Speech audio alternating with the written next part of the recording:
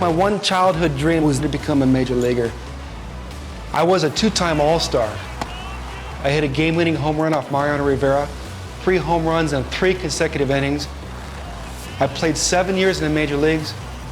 I love baseball so much, but all those accolades, everything that I experienced with that didn't fill the niche that I needed inside myself.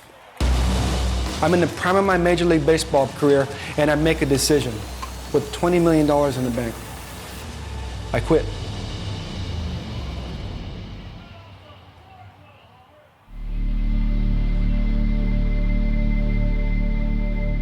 From 14 years old on, I worked and I worked and I worked through athletics because I wanted to become a major leaguer. I got drafted by the Boston Red Sox.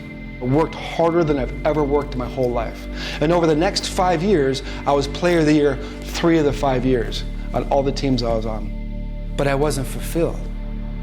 And I make a decision, with my son in my arms, proven to be the biggest decision of my life.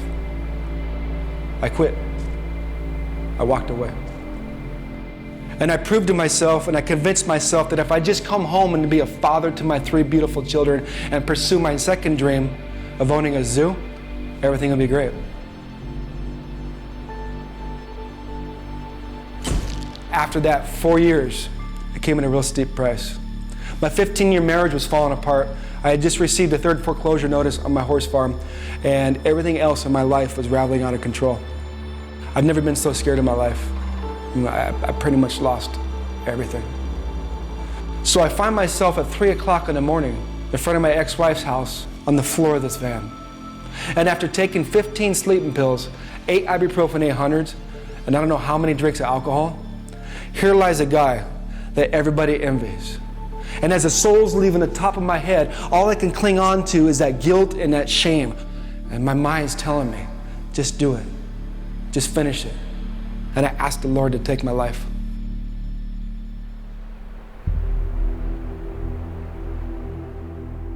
When I woke up and I had nothing left, and I believe God puts things on your mind to pursue, it's the first time God spoke to me. He spoke to me in my dreams.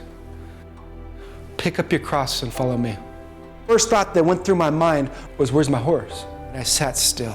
I let God talk through the Holy Spirit. When I thought about my horse, I had a good feeling. And to reach out on my phone to find my horse. When my friend told me where my horse was, and reach out to that person, just going with it. She's my wife today, Kristen.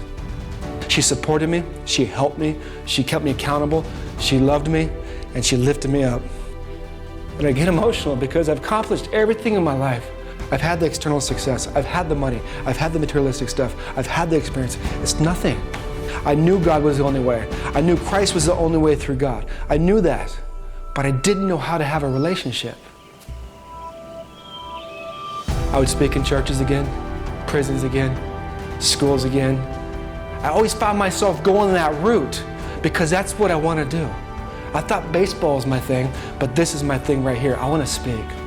To be against all odds and to overcome against all odds was just the absolute premise of myself through the story I told myself all the way to a 2-time All-Star in the major leagues. I should have never have made it.